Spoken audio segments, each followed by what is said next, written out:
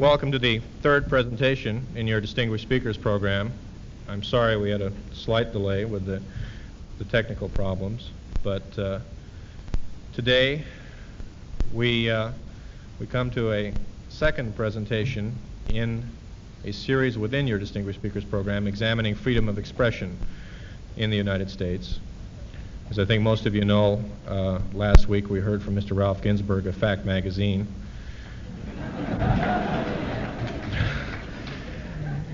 And day after tomorrow, our speaker will be Roger Arnberg, the City Attorney of Los Angeles, speaking on pornography and the law. In the spring semester,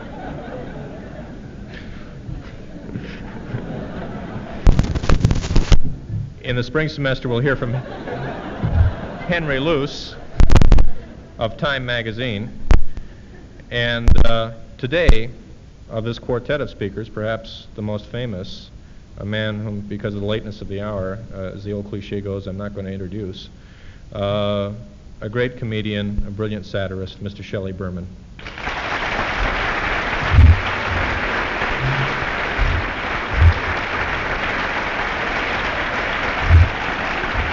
Thank you very much. Thank you. I want to, before we get going in here, I'm going to try, we don't have a good setup for you to hear everything, but I want to try to play a few bands of a recording which I'm not here to sell. I hope you'll understand that.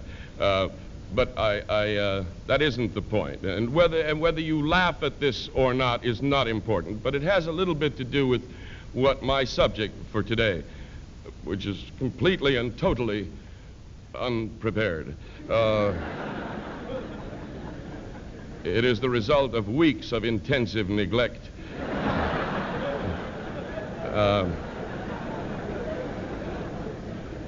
But I am going to try. I'll play some of this. If you can't hear it, maybe I'll adjust this microphone, because I'm pretty handy at adjusting microphones and ripping phones off of walls. I'll do my best. If you can't hear it, don't worry about it. I'll probably know before you do.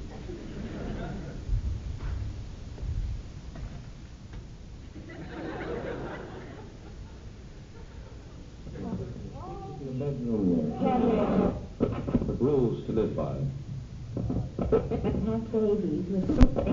Oxygen.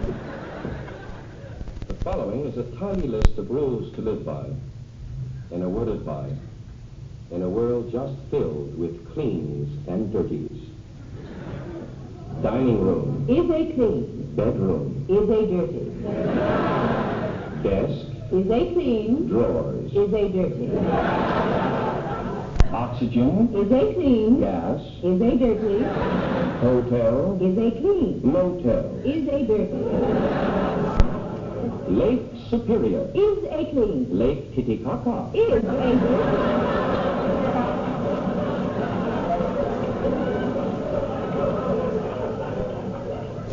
Lettuce. Is a clean. Cucumber. Is a dirty.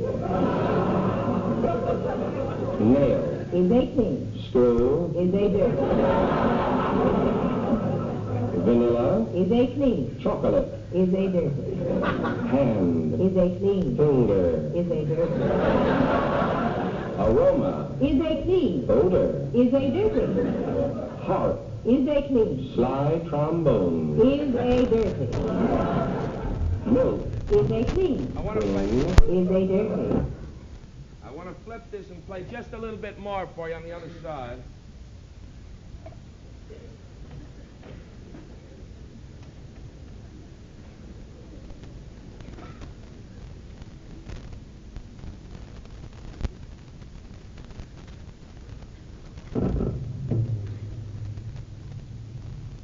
More cleans and dirty. Broccoli. Is a clean. Succotash. Is a dirty. Lungs. Is a clean. Glands. Is a dirty. Senior citizen. Is a clean. Old man. Is a dirty. Carpenter's friend. Is a clean. Plumber's friend. Is a dirty. Patrick Henry. Is a clean. Troublemaker. Is a dirty. Intimate. Is a clean. Relation. Is a clean. Intimate relation. Is a dirty. Chaucer. Is a clean. Lenny Bruce. Is a dirty. Bra. Is a clean. Brassiere. Is a dirty. Throat specialist. Is a clean. Gynecologist. Is a dirty. Japanese beetle. Is a clean. Spanish fly. Is a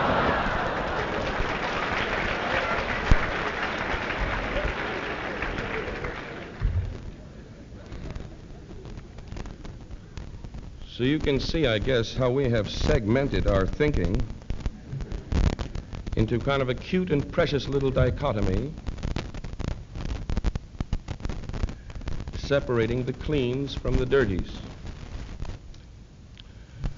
We live in an age in which we must, of course, find what is clean and what is dirty. It's absolutely essential for us. It's like crossing a river and wanting to step on the right rocks. Well, I'm not so sure about that.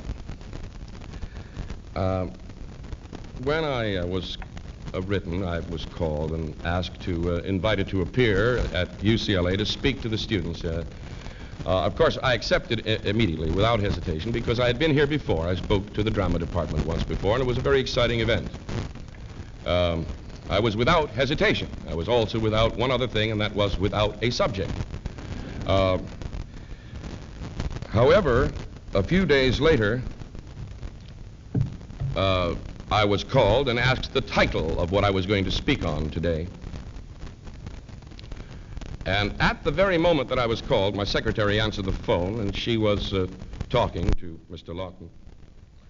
And I was at that very moment reading this. Shelley Berman, a funny fellow who left our midst a couple of years back, blah, blah, blah. What the comedian has done here, and this is about the recording that you've just heard, what the comedian has done here is assemble a troupe of actors and rehearse them and create a record. He may not think the material is blue, preferring to look upon himself as a satirical observer of the American mores, but it is blue just the same. He calls this record a dirty record. Now, this is from a sophisticated New York columnist. He is a reviewer, a critic.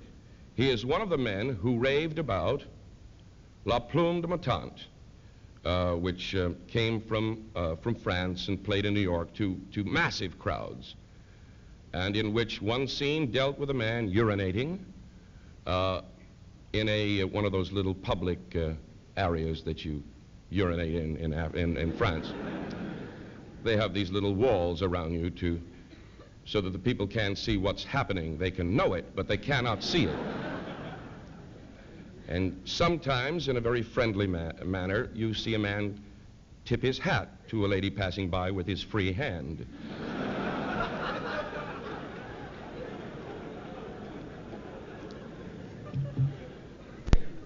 This took place on stage. It was undoubtedly a great experiment in the virtues of, well, close to scatological humor. It was a toilet joke. It was most definitely a toilet joke. There was another joke that was told on that stage about a man who worked in a sewer, and he brought, and there were two men working on this sewer. He would climb down in the sewer, and the other man would arrange to have a woman walk close by while he was down there, you see. So she could stand a little bit close to the sewer, and the fellow down below could look up under her dress. Now, this was a very hilarious joke. It even became more hilarious when they changed, and the other guy was down in the sewer, came out, and had his turn. The new fellow had his turn to look under his skirt, and a Scotchman walked by with a kilt. And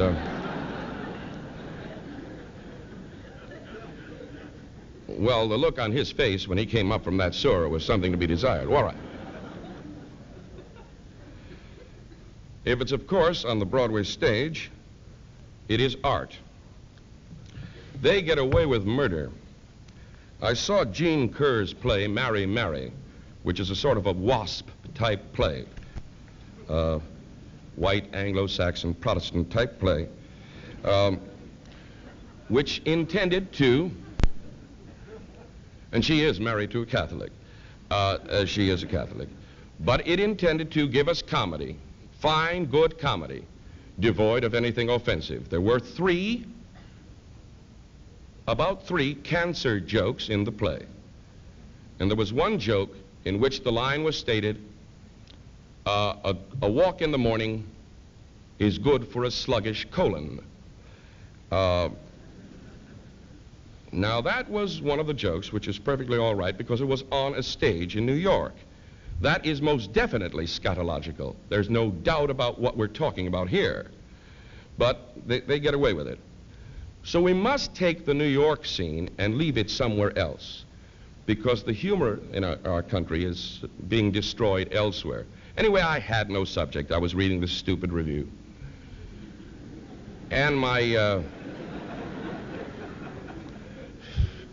And my secretary said, for goodness sakes, he's waiting on the line. What'll I tell him? And in one of my very frequent moments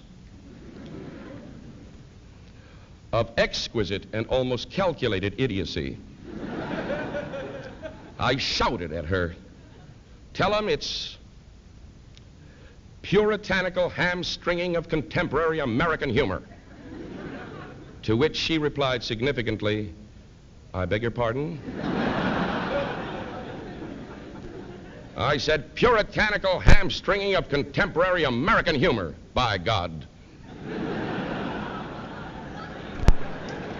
And she, of course, did not know that by God was not part of the title.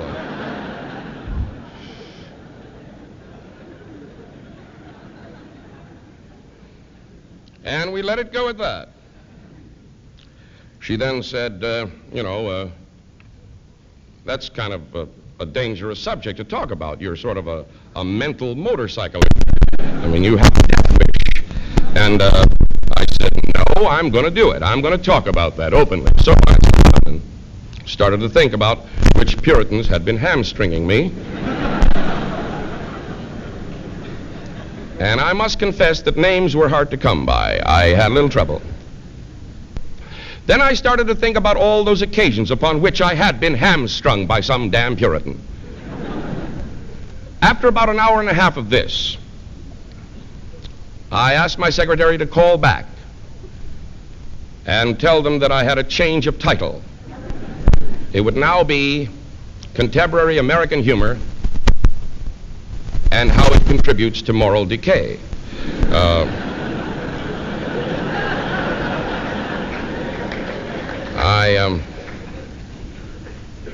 She said, you can't do that. You've already made your point. You've already said what you wanted to say. Well, all right. So I started to think of how I'm going to put the subject. And I realized uncomfortably after a while that I was gagging. I mean, gagging as one gags when a large foreign object is placed in the mouth. A foot, for example. Now,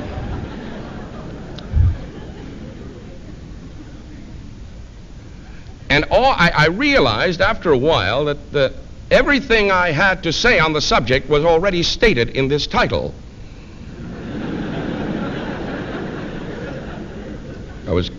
So I thought of saying that. I thought of coming here and saying, ladies and gentlemen, Puritanism is hamstringing contemporary American humor. And that's for damn sure. I will now accept questions.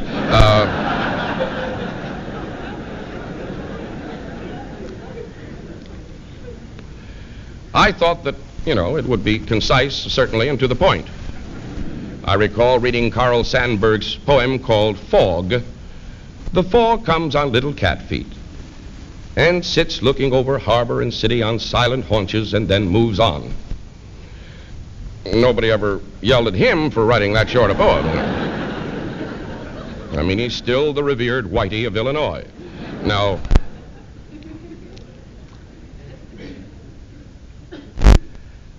what could I talk about? Well, there wasn't much, my friends, except my own experiences.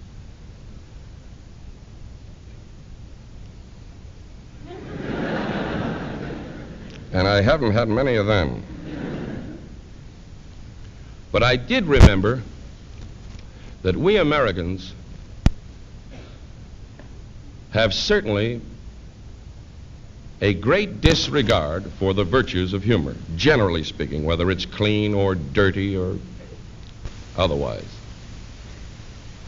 We just don't look at it in the same way that other countries do. We never have. I'm not sure why, and it's getting more acute by the minute. As a matter of fact, it is getting so acute that we are beginning to criticize in this time material that was used 5 years ago in quite a different way. Mike Nichols and Elaine May, who are friends of mine and with whom I worked years ago, recently did an appearance on television on the Jack Paar show and did a thing called Teenagers in the Back Seat of a Car. That title itself is enough to get it banned, you know that. Well, never before in the history of show business has such a hullabaloo been raised. Letters were written, demands were made, lynching parties were sent out. And they were absolutely crucified in the press for using this thing which they felt went too far and contributed to delinquency. Everything contributes to delinquency. I think that the thing that contributes most to delinquency are young people.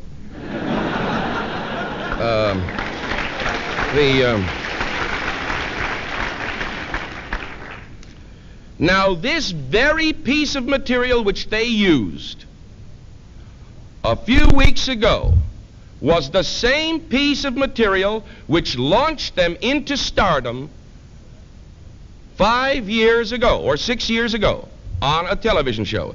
Exactly the same piece of material, word for word, action for action. Every critic in the country unanimously praised them. Not one single human being in our nation wrote a letter condemning them. And in a matter of a lousy 5 years, they've suddenly turned into dirty people. What is happening to us? Why is this happening? Well, I think I have some reasons. I'm not sure. I'm not a philosopher. I am not a psychologist. I am only a comic. But I am a better comic than some people are philosophers.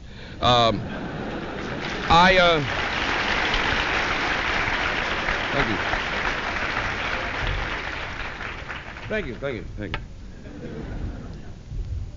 I recall once that I did a full-hour television show in across the nation. It was a network show on ABC. Dwight Newton in San Francisco was a very qualified critic, television critic. Dwight Newton said in his column the next day, last night, Shelley Berman was on ABC, but at the same time, at the same hour, Bertrand Russell was being interviewed. I decided to watch Bertrand Russell rather than the inanities of a comic. Well, now, I quibbled with that. First of all, I regard one of the greatest inanities of our time as is the statement, better read than dead. I didn't say it. Bertrand did. I disagree completely with this philosophy. And I also disagree with the fact that a philosopher will have hats tipped to him and comedians will not, because I have an awful lot to say too, and so do our other comedians. We are afraid of our comedy because we are afraid of our intimacy with each other. We are so busy taking the worry out of being close. We are so busy learning that the human being is a stinking, foul substance which sweats, which has food decaying in its mouth, and which has odor, and which generally is a rather unappetizing creature. We are gradually being hypnotized, not gradually, I mean really being hypnotized into believing that we are a mess. We are distrusting each other more and more because of the imminence of death around us.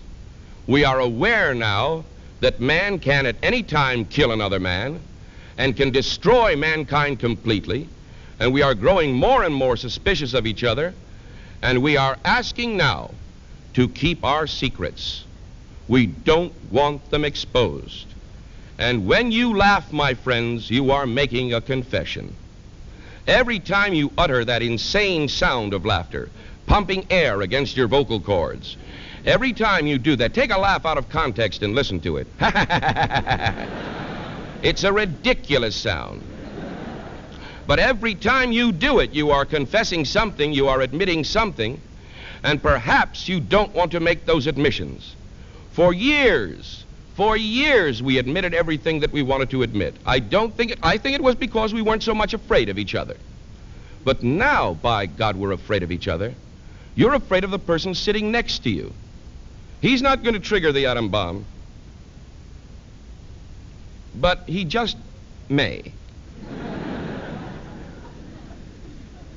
You're afraid of allowing your secrets to be told, and you're afraid of the exposure of these secrets.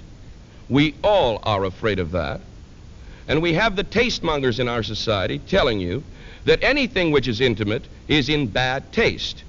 It is not in bad taste. It is only intimate. Now, you know when you meet somebody that you haven't met before, when you start talking to him or her for the first time, you're on your best foot forward. After a while, you begin to let down a little bit, and you begin to talk to each other a little more intimately. You might even throw in a few dirty words. After a while. Now, what we are afraid of now is dropping those barriers between the intimacy of one man and another too soon, or dropping them at all. And humor most certainly does that to you. On a humorous level, we can articulate those deepest secrets in your heart. On a humorous level, we can inform or articulate for you something that you already know but haven't formed into words. On a humorous level, we can inform you. And on a humorous level, we can open a wound to the air. The way to cure gangrene is by forcing oxygen into that wound. It is caused by a bacillus known as Bacillus welchi. Now, the way that you cure it is to open that wound, or they used to cure it by opening the wound to the air. It's a ghastly thing to look at. None of us wants to look at that festering wound. But the way to get at it is by opening it up. Now, what was happening was that there were many comedians who were opening these wounds, who were telling you straightforward what was going on in this world. You had Will Rogers, you had W.C. Fields. You had a number of very frank men. You had W.C. Fields saying, "What's a virgin?" "Well, a virgin is this. A young girl about 9 years old, very ugly."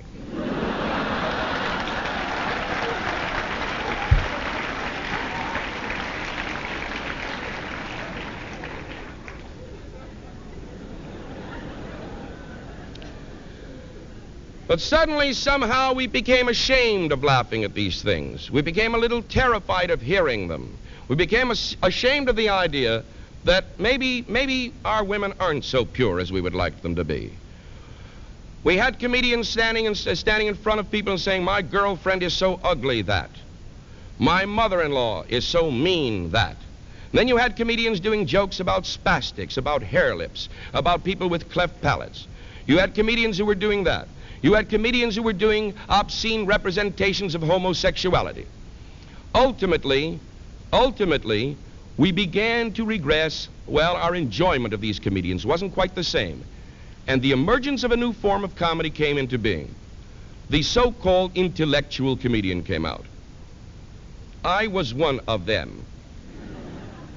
Now, you know me, you've heard me for a few minutes, and you know damn well I'm not an intellectual.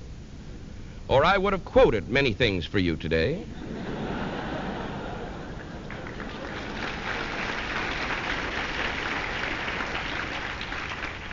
The intellectual reliance on quotations is appalling, but it sure goes on. Well, what happened? There was no new form of comedy. You were still laughing at the same damn things you were laughing at. Well, your parents were laughing at the same damn things years ago. But what happened was that we came out with a new disguise. That's all. With a clever disguise. We used polysyllabic words.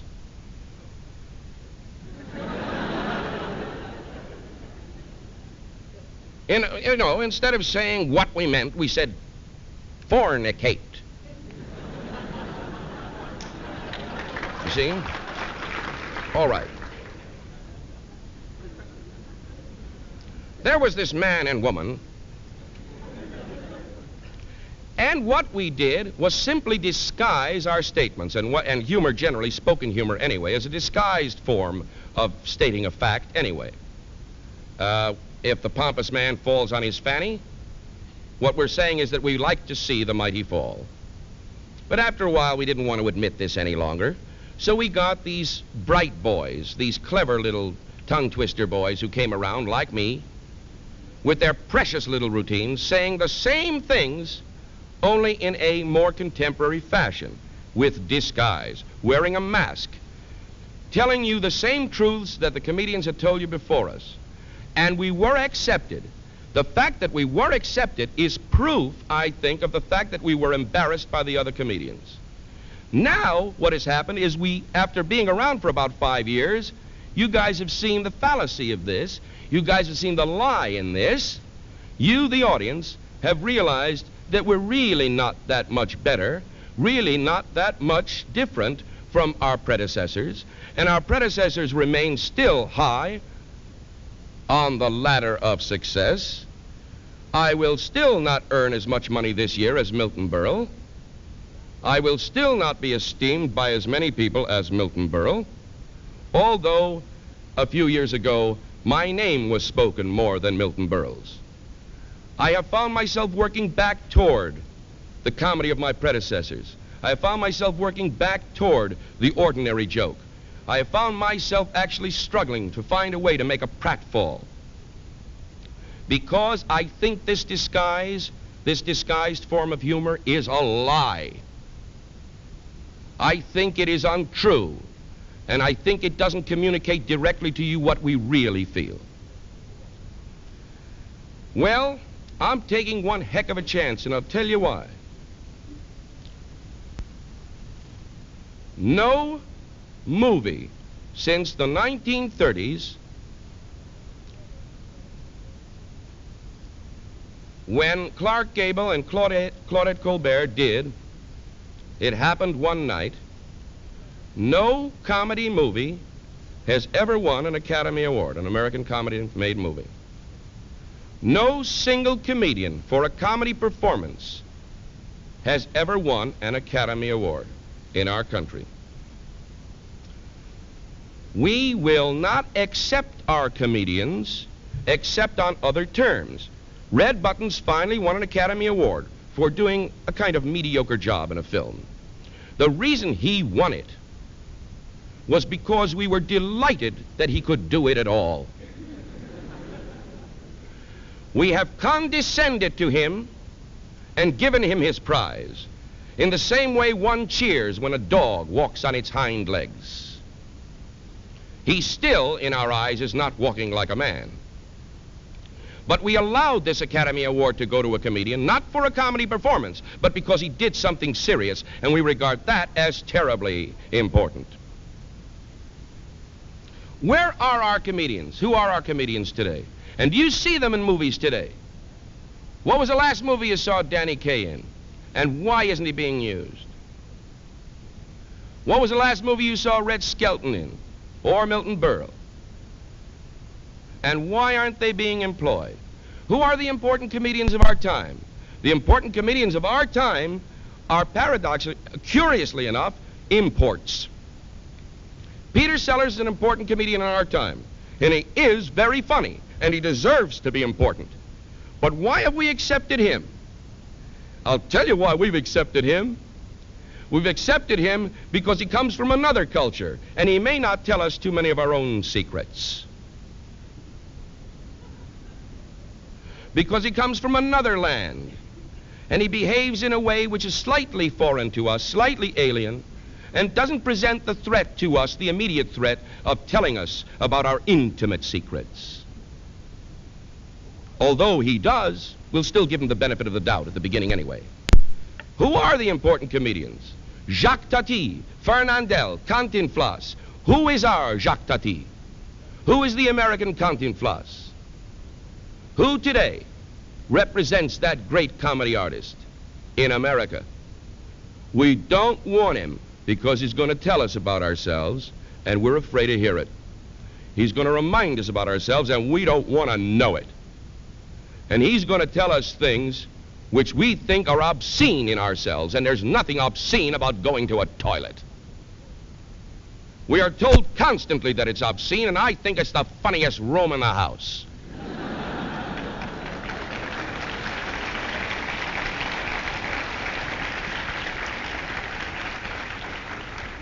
There was a presidential candidate a few years back. He ran in 2 elections. Now, the first one he ran, he was told after he lost the election that one of the reasons that he lost was because he was too witty. Adlai Stevenson was told to cut out the jokes. Cut them out, kid. So he did it again. He ran again the second time, cut out all the jokes. Well, you know what happened the second time. It had nothing to do with that, but we were afraid.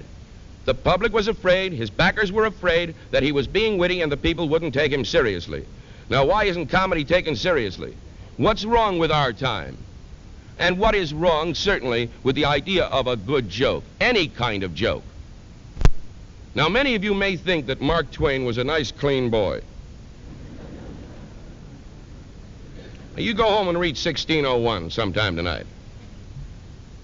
Now, the subject of Mark Twain's 1601 is very interesting. It was a criticism of Elizabethan mores, and it was a rebellion against oppression by critics, who are the tastmongers of our society.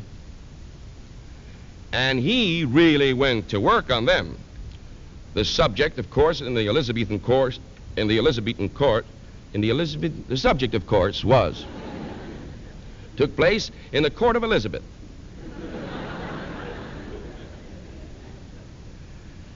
And the big debate centered about who, in the presence of the Queen, had broken wind.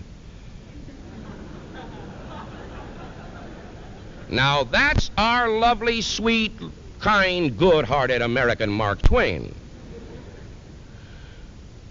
In all of our time, all through the history of mankind, there have been men who have rebelled so strongly. Cervantes did it, Swift did it, Voltaire did it. And do you think they did it with nice, clean, sweet, appropriate little phrases?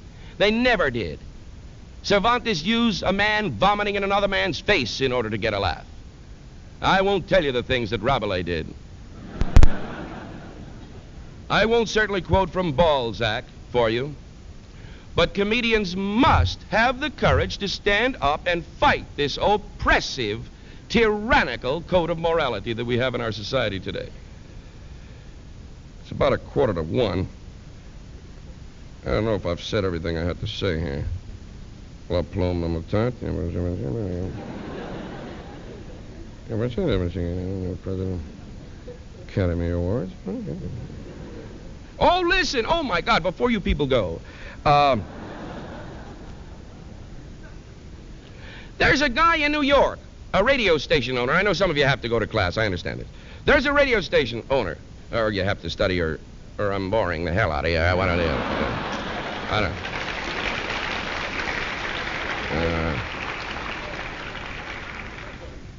There's a guy who runs a radio station in New York who will not allow the use of comedy records on his station until after the election.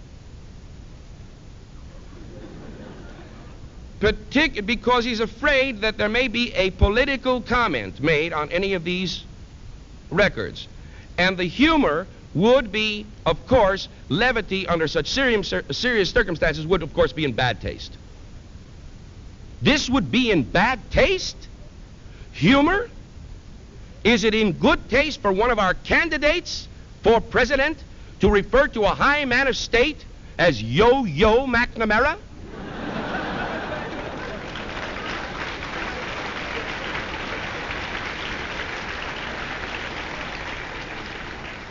Am I to be told that if I tell a joke about the political situation, it is in bad taste or immoral?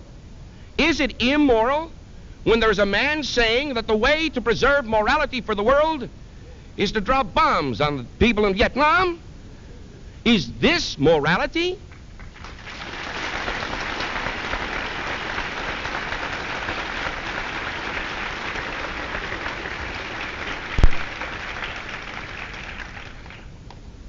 Well, all right. I had a Johnson button when I came up here. It doesn't mean a damn thing. It doesn't matter who you vote for, as far as I'm concerned, except not Goldwater. But it doesn't really matter. All right. All right.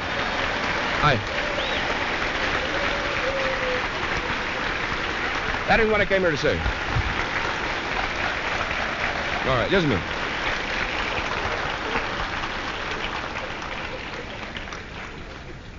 But I want to finish this thing up. I got 5 minutes to finish this thing up, and then you can run the hell out of here. Prohibition breeds commercialization of the thing prohibited. Now, the reason I was able to make this record and sell it, and it's now on the charts, my friends, it's a hit. Now I'm making a fortune on it. Now, the reason it is saleable is because it deals with sex. And because it deals with sex, and we're not supposed to think about it, that's why people are buying it. Prohibition didn't stop people from drinking, but it did create organized crime. It was very successful in doing that. Our present attitude toward narcotics have not stopped people from taking dope. It just made a hell of a good business of selling dope, I'll tell you the truth. That's what it has done. Well, the same thing is happening now. If we are going to be puritanical about humor in our country, or about any dramatic performance in our country, it's going to start making a lot of money. Nudie films are showing up all over this country. Guys are building nudie movie houses. It's becoming a brand new phenomenon in our society. The people who sneak in and buy a ticket and say, oh boy, naked girls. You know. My God, what have we come to when a topless bathing suit takes over the front page? I mean, haven't you guys ever seen them?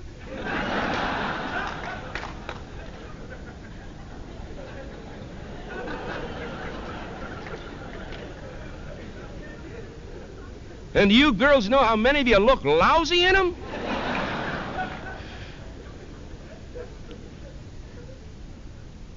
What are we coming to when sex, or the prohibition of sexual thinking, has become a commercial commodity?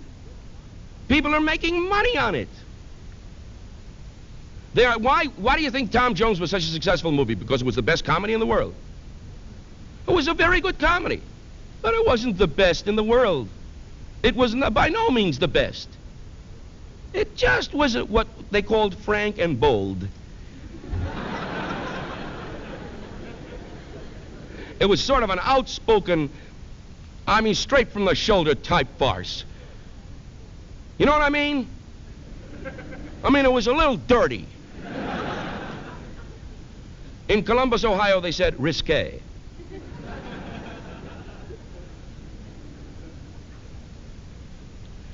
We are causing it now to leap out amongst us by either some rebellious spirits or some smart, money-hungry guys who know a good thing when they see one. And they are taking advantage of our puritanical instincts, our code of morals, our oppressive tyranny of morals, and making money on it. I don't know. I think I hope you know what I've said. I haven't the slightest idea what I've been talking about up here today. But I thank you for listening to me, and we'll take a few minutes break before the question.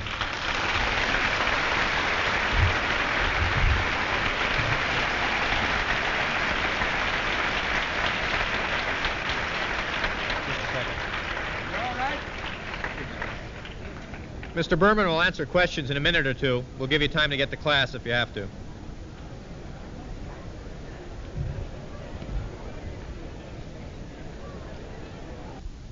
We'll start taking questions. Really? He's still here. Yeah. Yeah. Yeah. Rescue 65405. Rescue 65405. Right again. Yeah. So can I have the first question? Oh. Can I stand here and take him? Sure. I'll relay that. I have to repeat them. Oh. The guy in the second row. I can repeat it. Okay. Fine. Yeah, we're having our question and answer session, so we'll... oh, my God, how many of you stayed? I'm just delighted. You did... I must have done very well. Now, thank you. Thank you. Now, what's your question? 2, go ahead. Number 1. That's a dirty.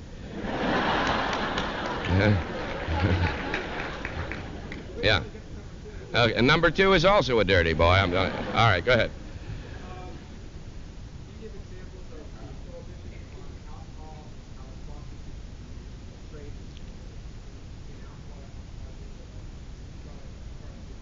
Yeah.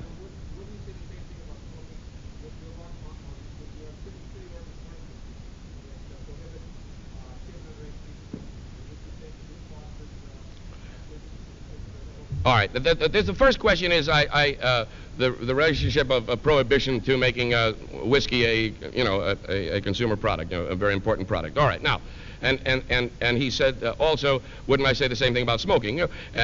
Especially young people, 18, can't smoke. All right.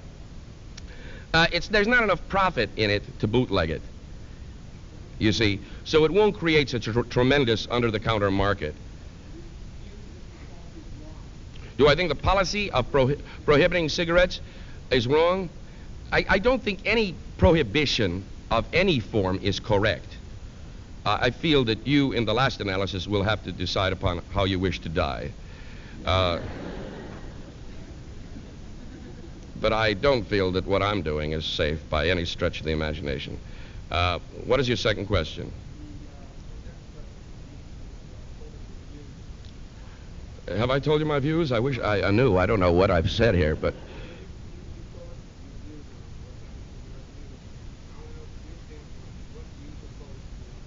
What do I propose to do about it?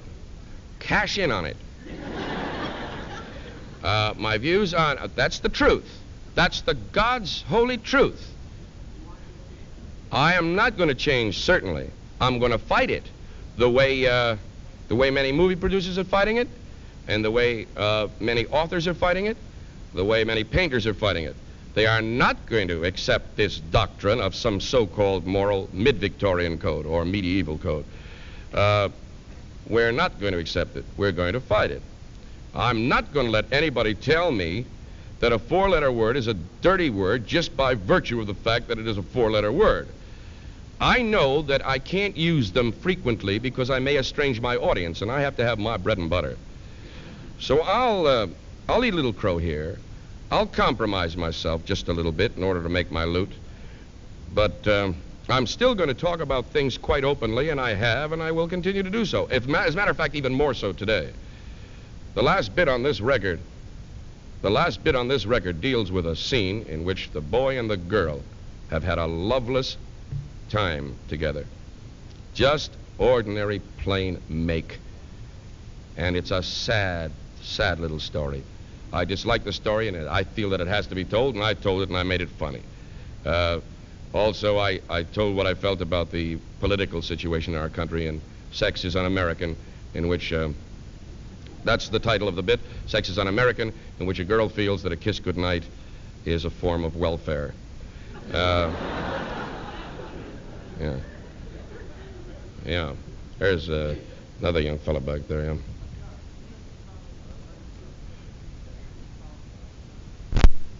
No, he doesn't follow the epitome of what I want.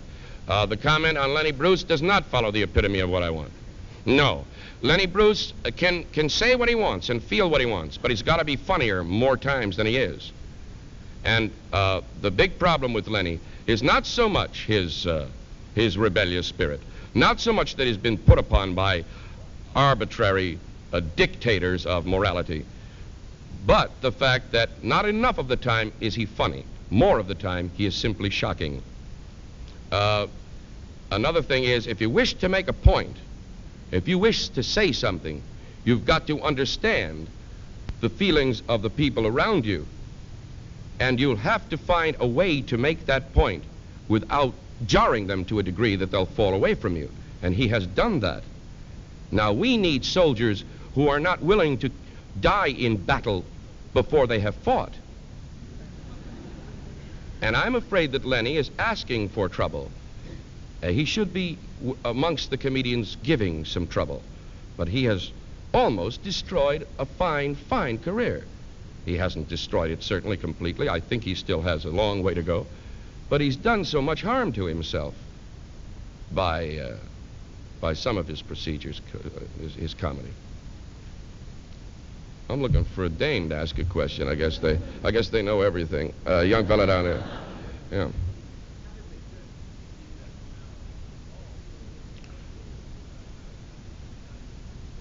Oh, how did the critics receive that show, the DuPont show of the week, in which they showed me backstage, blowing my stack and generally behaving like a child? They received it about the way you'd think. They despised me because it's always good to be on the side of the angels. I lost my temper in public and let the whole world see it. And I made sure that things were done right and fought for it, you see, which, of course, distinguishes me from my fellow man because nobody else ever loses his temper and nobody else ever wants to do anything right, particularly the critics. I'm especially. Can you imagine me standing over a critic's shoulder when he's got a deadline to meet, and I keep poking him on the arm while he's typing? Say, can I ask what you're writing over there? Leave me alone for a minute, will you? What is that you're saying over there? Hey, you misspelled that word. If that guy doesn't stand up and say, "Get out of here before I break your head in," he's crazy. He's nuts. Anyway, it didn't hurt my popularity, believe me. My God, everybody came to see this nut. It made me more popular because people wanted to see if I really was like that. And they saw that I am. Yeah.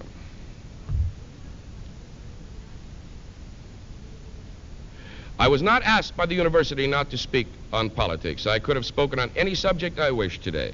And if I elected to speak on politics, I'm sure the university would have permitted me to do so.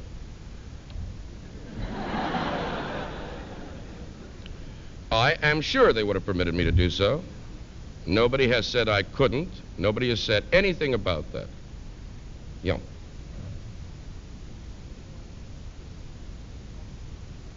Did I view the showing of the part where I took the telephone out of the wall? That whole show where I lost my temper. I had approval of what they showed on television. I had approval of that entire show. I could have cut any part which I thought made me look bad or was unflattering to my so-called image.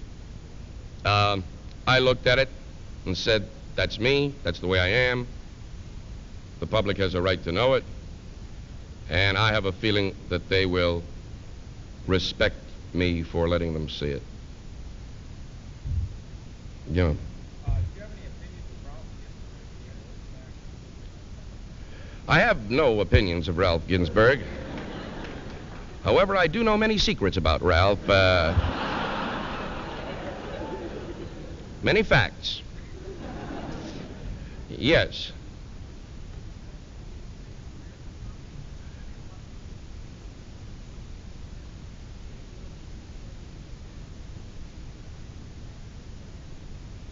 Well, all sick jokes are a result of the same prohibition.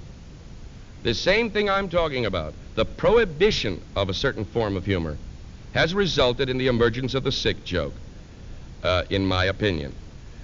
Because that is a very rebellious type of joke. Jokes about the assassination of President Kennedy are no more offensive to me than some of the other jokes. The emergence of the Polak joke in the Midwest. I don't know if you've heard any of the Polak jokes where they're attacking people of Polish descent. They're calling them Polak jokes because to call a Pole a Polak to begin with is disgusting. But now it's become very, very popular. I mean, who won the Polish beauty contest? Nobody. The insult to a particular group in our society has become a popular thing. So has the sick joke. Then we've gone in the opposite way. We've gone to the non sequitur joke, the elephant type joke. Well, nobody is offended in that joke by an elephant, but an elephant. And that's another kind of joke because now nobody can possibly be offended with that joke. So that's really playing it safe. Yeah.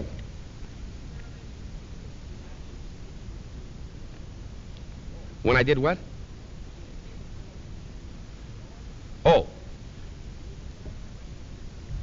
No, I was not experimenting. In this joke, which I told on the ABC show, which closed my show, incidentally, it was the last joke of the show, I told the story of a man who found his zipper open and closed it and then found that the tablecloth was caught in it. And when he stood up, the whole tablecloth went with him. And then, I said, what do you say at a time like that? You say, ooh, how did that get in there? What do you say? All right. Now,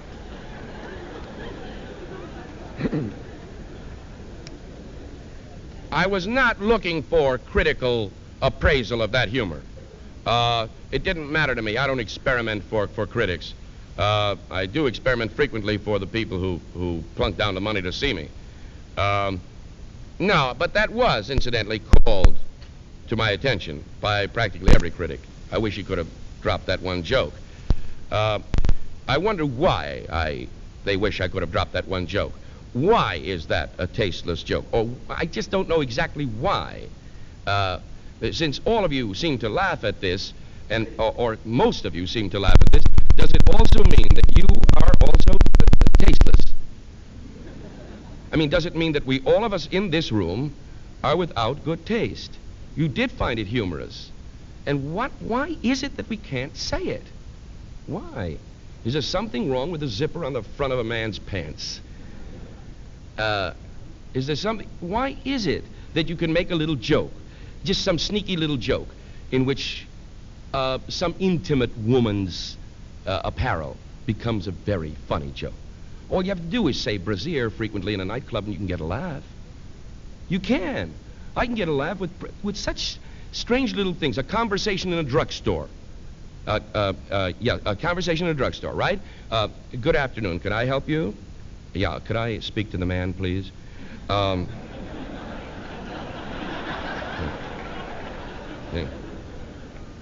sorry, but there is no man. Well, how about the pharmacist? Yes, I am the pharmacist. Well, do you have a man pharmacist? No, there is no man pharmacist. You have a male clerk here? No. What would you like? Well, have you got any men around here at all? That's what I...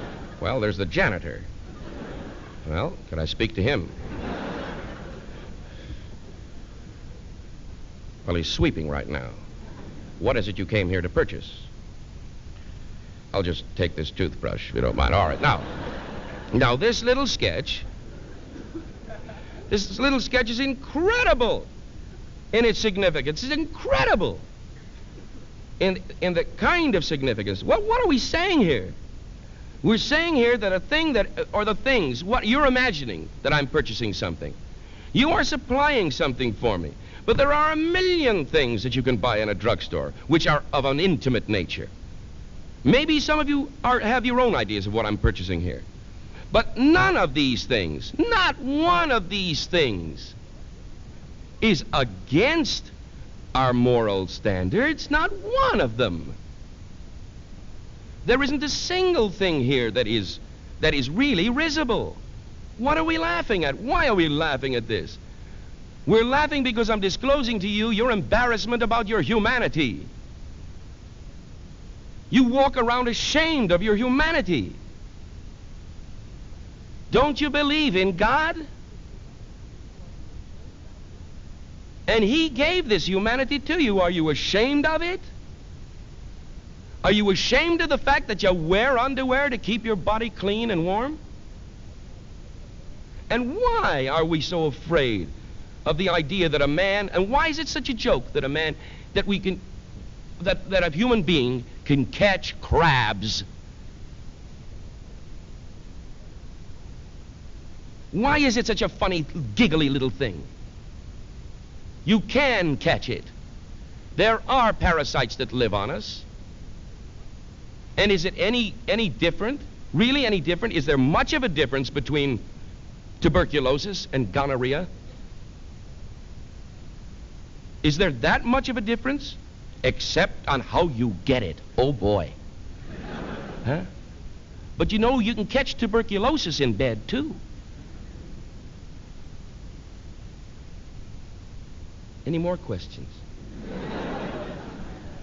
I finally found the subject I wanted to talk about. Hello. Yeah.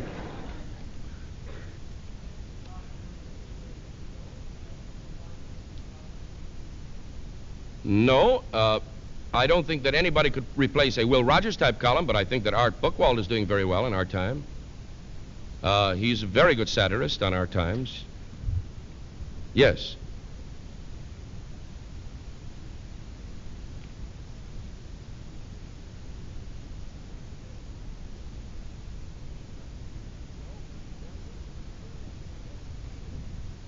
No, Von Meter, you see, did capitalize on the imitation of President Kennedy. But when President Kennedy died, it was, as a matter of fact, it was even before that Von Meter had changed his act and was doing other forms of humor. No, Von Meter has great acceptance today in other fields of humor. What's that? He's not funny anymore? Well, that's an opinion that you will have to share with someone else, not me. Because I think he's still very funny and a very, very talented man. And thank God he's around, because we need the more the merrier. I just love comedians and I want them around. I do. I think they're the most important people alive. Yeah, honey.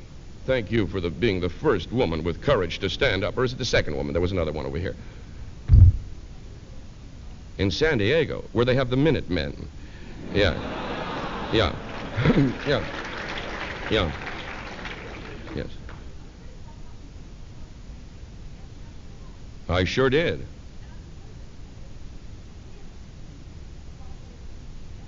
No. A critic did not walk out in the middle of performance. No, let me explain this to you, hon. He had a deadline to meet. And so he went back after the first act to write his review of the entire show. This happened in San Diego. I didn't get mad at him. No. I got mad at the idea that the audience, that the people, a prospective audience, the next day would read a review, which in this case condemned the show. But what if he said the show was great and it wasn't? He never mentioned in his column that he couldn't see the second act. It would have been very important and more honest for this critic to say, I couldn't stay for the second act because of deadline problems, but this is what I saw. So I got mad at him for condemning the show. I also got mad at him for starting off his column by saying perhaps it is too much to expect a summer stock company to compete with a Broadway show. Perhaps it is too much to expect? Perhaps? 1 week's rehearsal? And a group of apprentices learning the business? My goodness, it sure is too much to expect. Oh. Gee, I thought I was going home early. Yeah.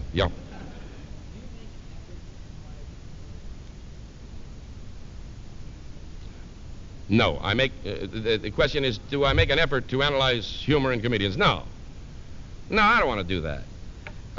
All I want to do is get up, make people laugh when I can. And when I go see a comedian, I just soon just watch him and enjoy him. I'm not busy analyzing, I'm busy doing. When reporters ask me about things like that, I don't know what the heck to say to them. I mean, why, how would you categorize yourself, Shelley? Well, male, white, what can you say? That's my category. What kind of category? How would you categorize your comedy? Well, why do I have to? Either it's funny or it ain't. Sometimes it ain't. Sometimes it just ain't funny. Sometimes you get before an audience and you think you're going to go great and you don't. And sometimes I'm hilarious. Sometimes I am very, very funny. But what's the category? All right, my category is most of the time funny, sometimes pretty lousy. Oh, my God. All these hands went up. I sometimes feel like Hitler.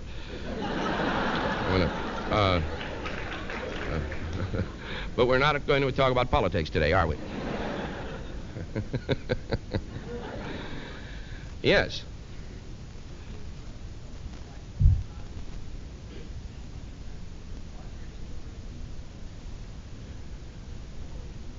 Well, I'll tell you, I am both money grabber and humorist.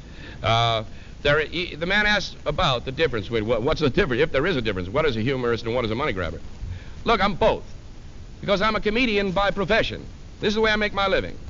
And frequently I design my humor to be accepted by a large mass audience. Almost all the time I do that. And so you take a record album and you give it a title. This title is Sex Life of the Primate and Other Bits of Gossip. That's the title of the current album. Well, you know, when I created the title, I said to the boss, the owner of the company, I said, the title itself is going to sell 1,000 records, 2,000 records. Even if the material inside is abominable, the title will sell records. And my business is selling records besides creating them. So yes, I am a money grabber too. Yes, there's nothing holy about me. I'm a capitalist. Yes. Yes.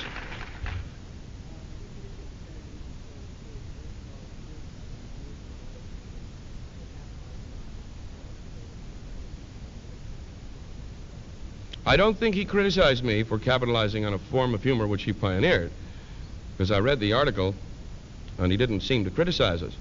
He did say that he was one of the man who began this new form, and then others took on.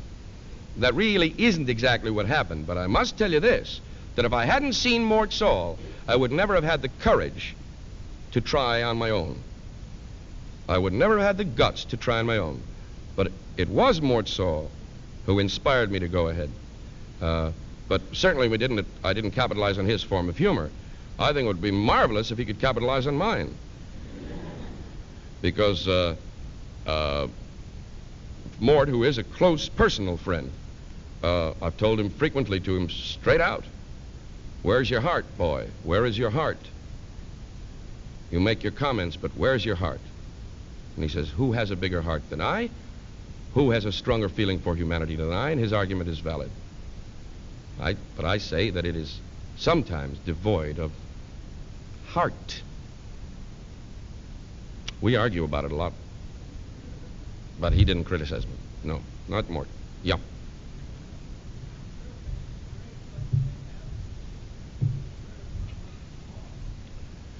Where's the line drawn? You can't define obscenity. It's such an arbitrary thing. I mean, all right. So you and a girl are alone together.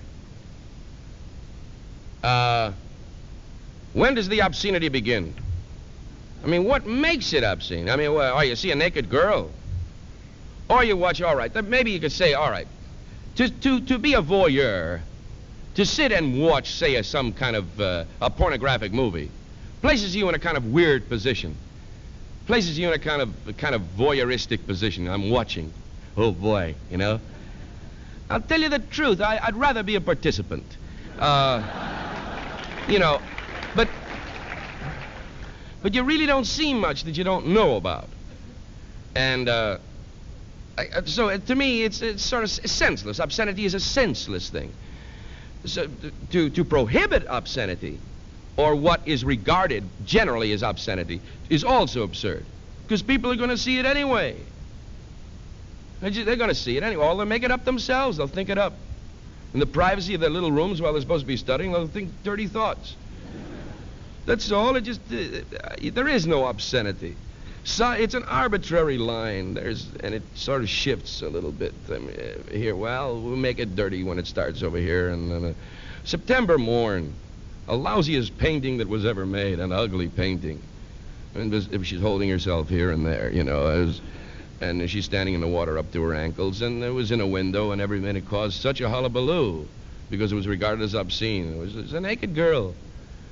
At this one time, it was regarded as obscene. Now you can see a nude any place you want, anytime, hanging anywhere. But so it maybe changes in time or changes in geography. What's obscene? You go to the islands, go to Tahiti, and you'll see girls walking around without bras and slips, and their breasts are hanging out. Well, over here, somebody would say, you know, breasts hanging around here, you know, that's dirty. That's dirty. Oh, there's a bunch of dirty breasts hanging over there, you know. And yet, you go to an island, and all of a sudden, the breasts are perfectly all right. Say, I can't figure that out, you know. How come it's clean here and dirty there? You know what I mean? There is no line. There's just no way of deciding. Generally, obscene is decided by a man who is sometimes a policeman. And they know these men are authorities on obscenity, you know. Say a police commissioner or a captain, you know, a chief maybe. I mean, you don't really know about obscenity till you become a chief. You know. And then, so I don't know who decides on this. A little committee gets together and says, well, let's vote on whether this is dirty or not. You went, how do you know? How do you know? Read a page of Henry Miller. My God. This stuff makes me sick. And you know why it makes me sick? Because I don't think he's really that good a writer. That's what bugs me. And another thing is, I read that one page, you know. I will make your something incandescent, you know. Up your something, up your... And it just goes on and on and on. I keep thinking to myself, buddy, I mean, you want to write that way, I bet I can outdo you any day. Because it just is not... I mean, if we're going to talk that way, well, I think I can outdo him. I want him to tell me something I don't know. I don't care about frogs and toads coming out of your boob. What's that?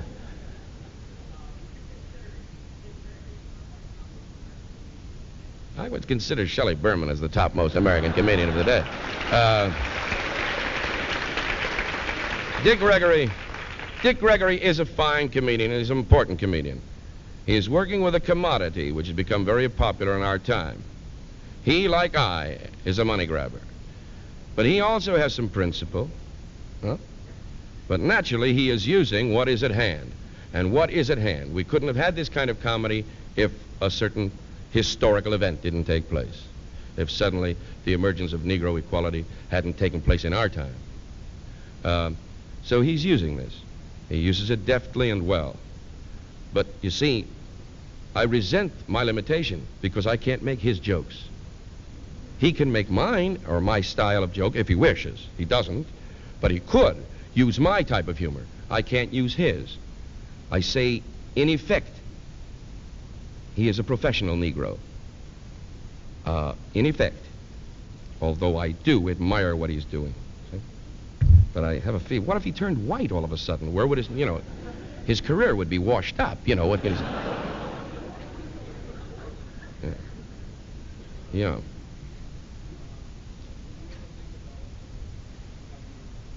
Ever think about having my own TV show? Like Dick Van Dyke or something like that. Yes, I have considered it, and I've been offered many, many shows, and I won't take them. Why not? Well, it's because I don't want to go through the hell of every week, you know? And I don't want to lose my identity to the character of the show. And I also would much prefer to direct and write one of these shows and produce one of these shows and make a wad of dough. And that's what I'm working on right now, because that's the direction I'm going in, that young lady back there.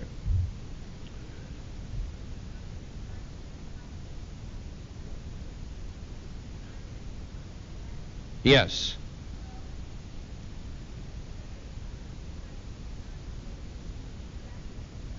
Oh, yes. When I do a serious piece of work, even if it's rather mediocre, and I have done some mediocre jobs in some television shows, in a dramatic role, I get beautiful reviews, just raves. They love me. But you know why they love me, don't you? Because I'm a comic, and they're so delighted to find that I can speak like everybody and maybe cry a little. They're so surprised, you know. It's so condescending that you want to take the review and, well... but they're just delighted with me because I do feel, as I used the sort of metaphor before, that like a dog walking on his hind legs. I'm still not walking like a boy. You know, gee whiz, how long is this going to go on? All right, over there.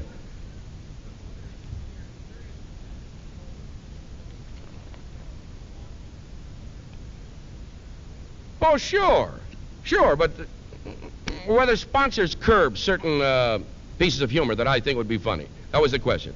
Sure I have. Why not? But let's face it, TV isn't an artistic medium. It's a commercial medium. This isn't my platform. The guy hires me. He's my boss.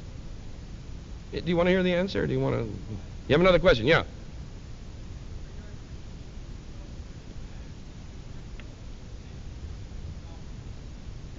Oh, sure. My God. Yeah, we get into a whole big area there. It was a show which Gertrude Berg did. Somebody Goes to College, or whatever it is. Mrs. Somebody Goes to College. And so there were 35 big markets in the South that wouldn't buy the show. I'm not saying it was because she was Jewish. I wouldn't accuse anybody of that. But I do know of a couple of restricted country clubs here and there around the country. But I don't know whether this was the reason. But I do know that there were 35 markets that wouldn't take it, kiddo. It's kind of scary. Yeah, with the glasses.